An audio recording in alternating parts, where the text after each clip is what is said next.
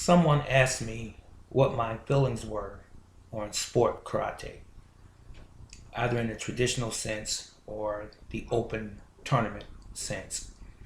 Sport martial arts has a place.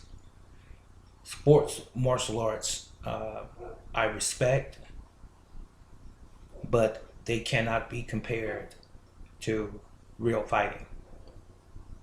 Not one iota. Not at all. Excuse the redundancy, but it's true. Sports martial arts is exactly what it says. It's sport.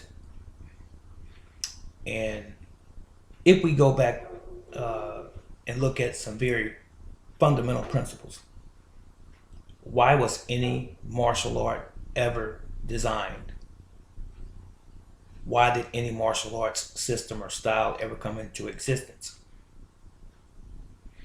To defend an individual, a family, a school, a village, a city, or a nation, and everything else in between. It was designed, and they were designed for combat, for war. Plain and simple. Sport came later, as we know it today. Sport came later. An example: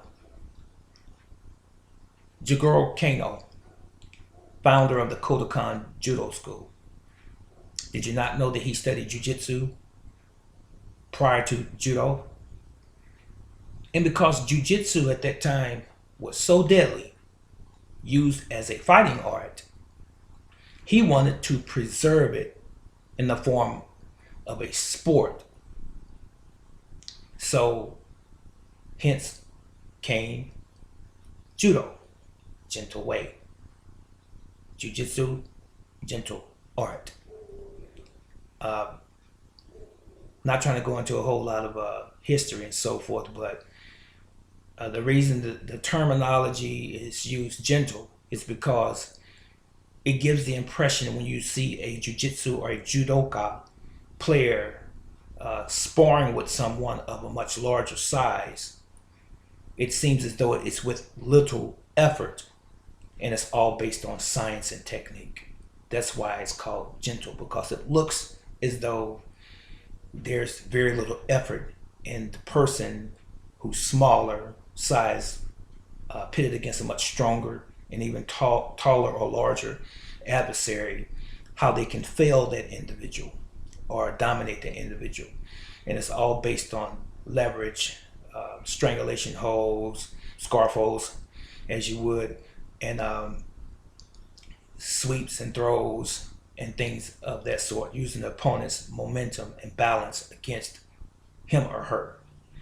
But didn't want to get sidetracked. But jiu-jitsu came first. Then came judo, which is more subtle, more of a sport. Okay, and that came from the founder himself, Jigoro Kano. And before many karate do systems came into existence, they were karate jitsu, or they were jujitsu. And before aikido came into existence, under Morihei Ueshiba, he studied aikijitsu, which was a combat form of martial arts. And he had the same thing or similar vision as Jigoro Kano did, was to be harmonious and to try and avoid to harm your opponent, but deflect your opponent, keep your opponent at bay and from assaulting and or hurting you with little effort, as opposed to its predecessor, which was, of course, aikijitsu, which involved a lot of pressure points and striking, which you don't see in modern day aikido. I can continue to go on about the dos versus the jitsus, but I won't. Suffice it to say, in sport martial arts, there are rules. Someone tells you when to start, when to stop, and oftentimes intermittently they cease or put a halt to the fight to make sure that one or both players are safe. There are rules that govern where you can strike and where you cannot strike. There's a time limit. You have 3 to 4 or 5 judges and or referees in sporting contests that are looking out for you scoring on the other person or them on you, and looking out for your safety at the same time. And oftentimes you have to wear a cut protector if you're a man. At minimum nowadays, head, hand, foot, and mouth guards to protect you from injury as well. This was not so in the beginning.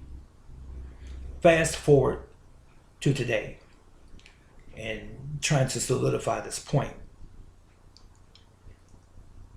The way in which you train in your dojo, dojang, or kwon training hall should be the same way that you fight in a street situation.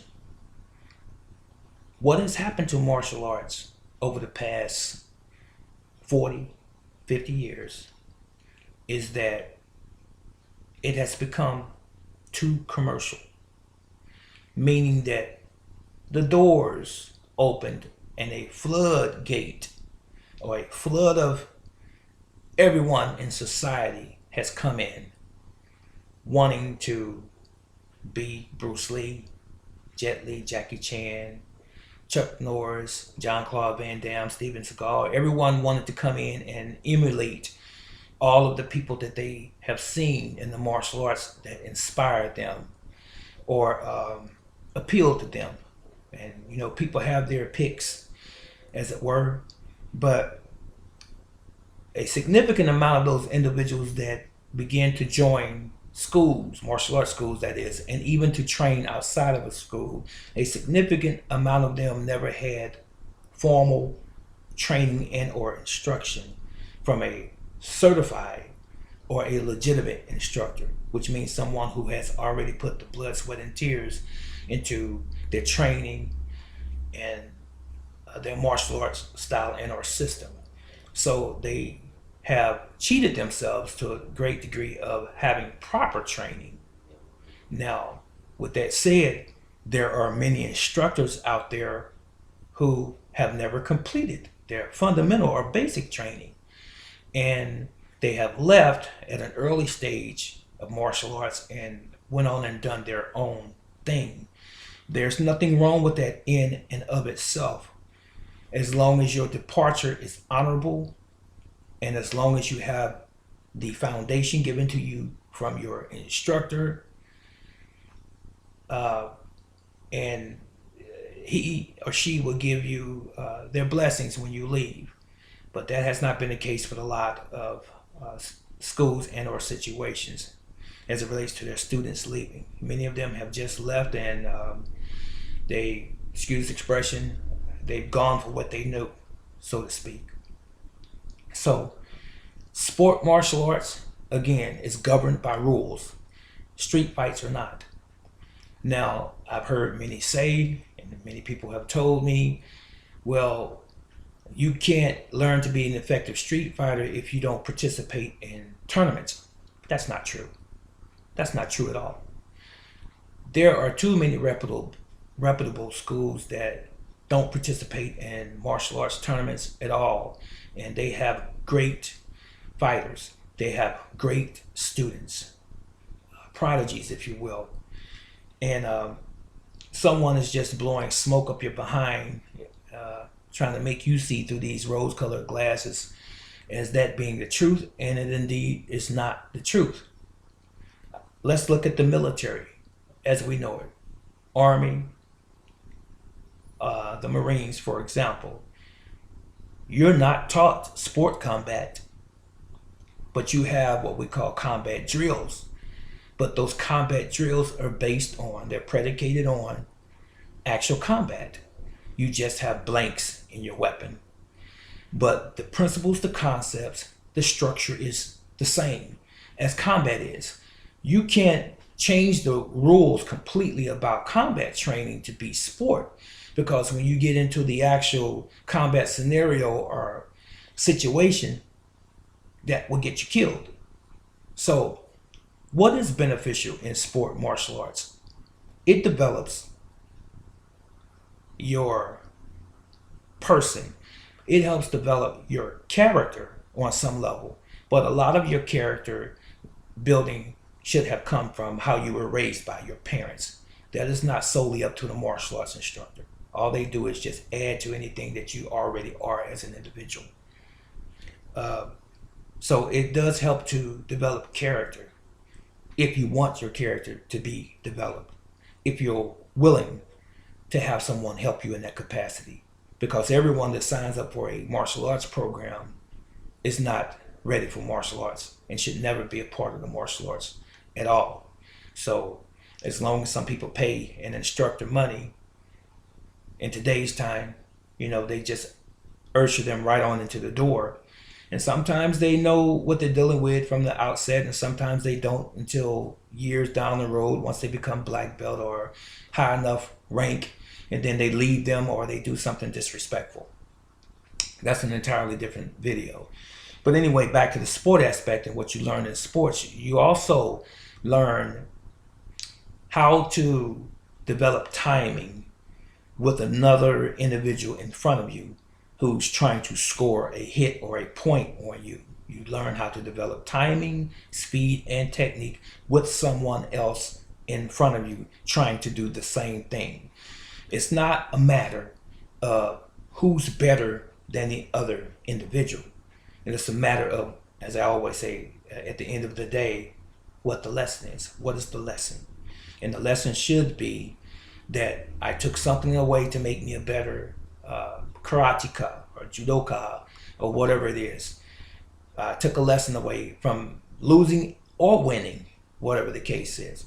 So you learn timing, you learn technique, you learn speed, you learn etiquette, protocol, if you will, which is traditional to martial arts. You learn how to respect your fellow man, how to lose. A lot of people think that they have to always win, and you do see this from time to time in some martial arts events where people can't take a loss, but that's part of the learning. And for the most part, that's what you learn in the sport arena. What you don't learn in the sport aspect is how to take a life, how to cripple and maim, because those things are regulated and they will not allow you to do those in the modern day sport martial arts arena.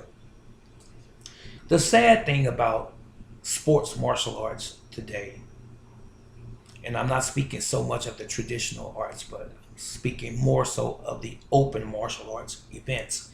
The sad thing today concerning those events is that so many people, from my observation throughout my life, so many people have lost respect for those people in position.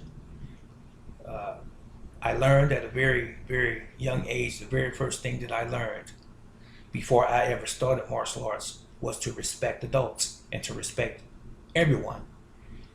You don't see that very much in the open martial arts tournaments. I learned also to respect black belts, people holding rank higher than myself, and especially masters and grandmasters, if you will.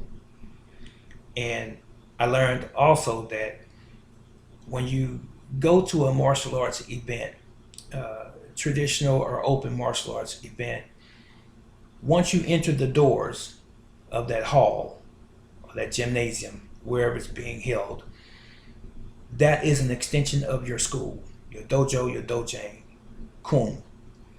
And you bow going in and you bow leaving, because you're supposed to reverence that place as if it were your own school setting and everyone that's in position there. You're not supposed to be fighting an opposing player or an opposing school, or disrespecting a judge or a parent of another competitor and cursing people out and things like that. That is not martial arts. That's something else. That's something from the streets that should not be there. And with that said, that's one of the problems. We have a lot of people off of the streets with the street mindset or the street mentality. They walk into a tournament and they want to bring the street mentality into a formal environment, and it has no place there. Another thing while I'm talking about it, and this is totally off of the subject, and I'll get back to the fighting part in 1 second, just bear with me. I also learned that if that place is an extension of your school, then you have to represent your school.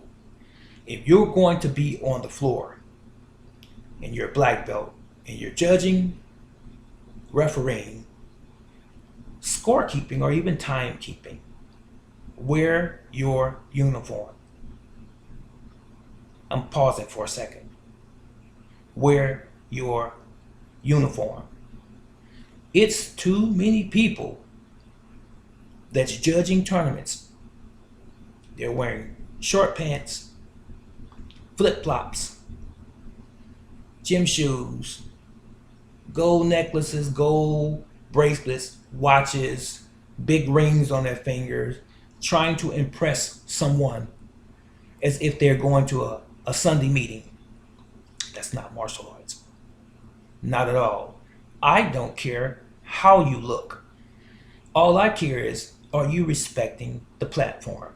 Are you respecting the art? That's what I care about.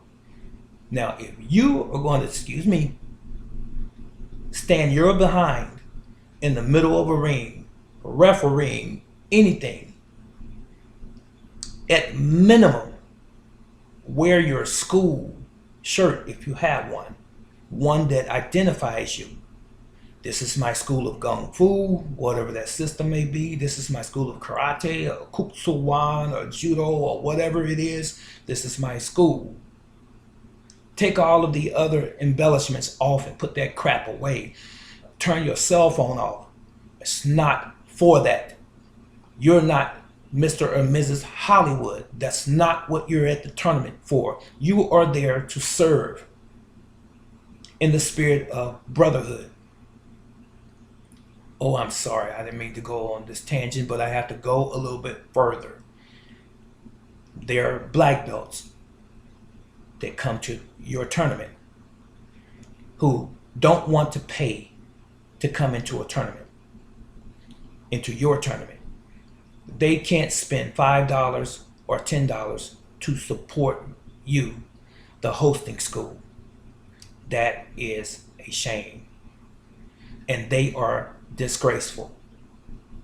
They should be ashamed of themselves. I don't care if you're grandmaster to the 20th degree. It does not matter. At least, if you come to my tournament, afford me the respect and the courtesy to at least go in your purse or your wallet to pull out money to pay to come in and let me say, oh, you don't have to pay, if that is what I choose to do. Don't come to my tournament. Don't come to anyone else's tournament expecting to get in free because you think you have a name or you think your crap don't stink. I hope you get the message. And there are many out there. There are some people who think that, I was popular back in the day, or I have won so many championships, or I'm so-and-so superstar. I don't have to pay anything. So what you're really saying, first of all, you're arrogant. And what you're really saying is that you think that you are better than everyone else. You think that you are above everyone at that particular event and that you deserve that recognition. People recognize you on their own. You don't have to force them to do that. Humility comes first, and you should have learned that as a white belt. That's it. On that note. And you'll have people who, when you come to their tournaments, they will charge you the full amount that's on their flyer, their advertisement. They'll charge you the full amount If it's $40 at the door for a competitor, or $50 or $60 at the door for the competitor, they will charge you the full amount. But when they come to your event, all of a sudden they're having money problems. And they bring you one or two competitors to come to your tournament, and they want you to take off or shave off $10 or $20. Or they want to slide you on a little silent, so-and-so just heard about your event. He only has this much money. Is it okay if he come in and pay this amount? That is how we do each other in the martial arts. Now I say we collectively. It's not me. I pay my way. Even at this juncture in my life, if I go to anyone's tournament, let's understand this. A promoter has a tournament to raise money. That's the principal reason that you are having a tournament, to raise money for yourself and or school, to further your program, to buy equipment or whatever. If those trophies didn't cost money, maybe you could come in free. But 99.9% of the time, the promoter, I'll use me as an example hypothetically right now, I pay the rent for the facility. I pay for the flyers, the stamps, the envelopes to mail out the information.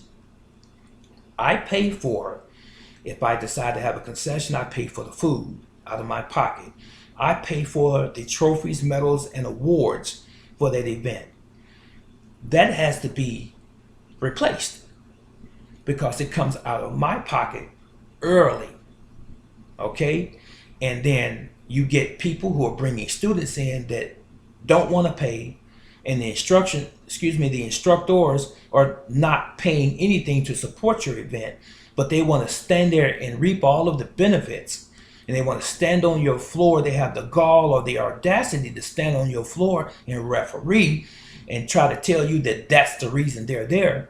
No, you are there to support me in every possible capacity. Okay? Instructors out there, don't fall for the okie doke.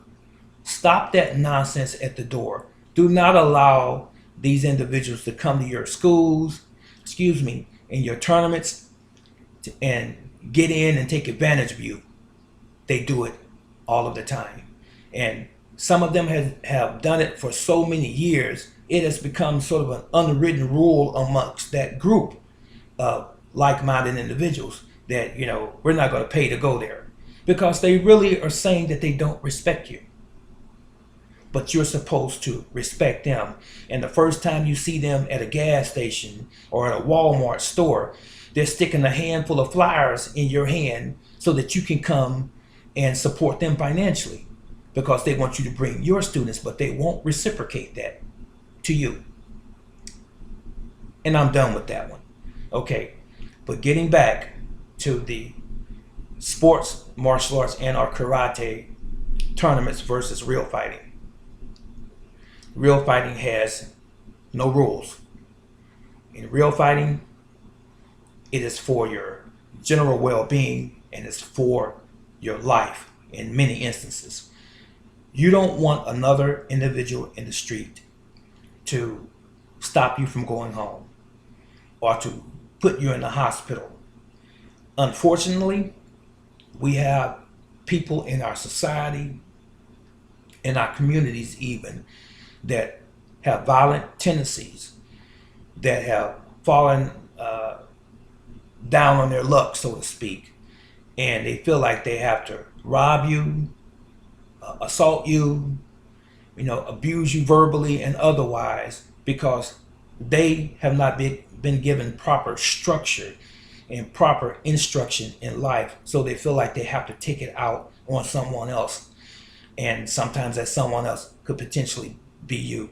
So if you're thrust into a situation where you have no other alternative but to defend yourself, and you are engaged in a fighting encounter out in the streets, your methodology must be practical.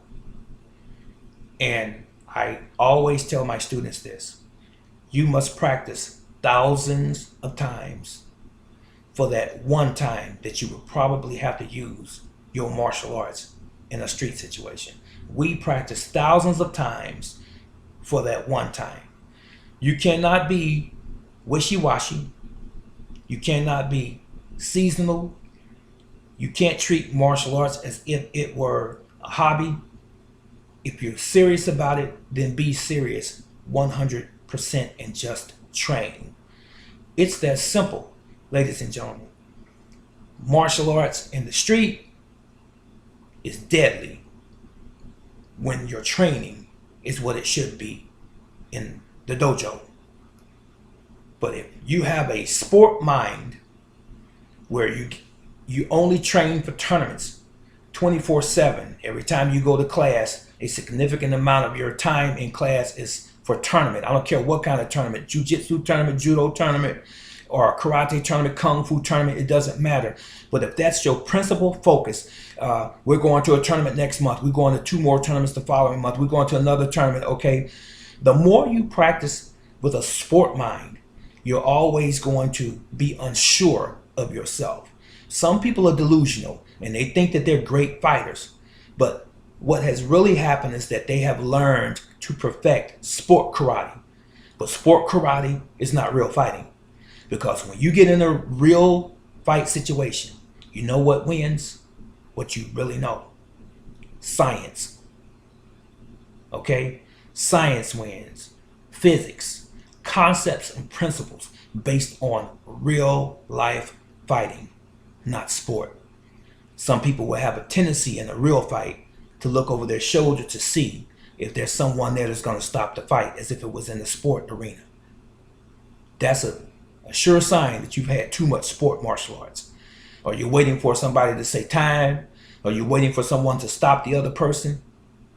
It doesn't work that way in the real world, ladies and gentlemen. So I said a lot in this video off subject, and I apologize, but I would hope that you would pretty much read into everything that I've said in this video, because it's all important, it's all pertinent, it's all relevant. Okay, if you have any questions concerning this subject or the several subjects that I have introduced in this video, please feel free to leave me a message in the comment section, and I will always respond to your comments. Okay, and be tasteful in your comments. You have a right to your opinion or your viewpoint, but do it with taste. This is Brother Teacher. I will see you in the next video. So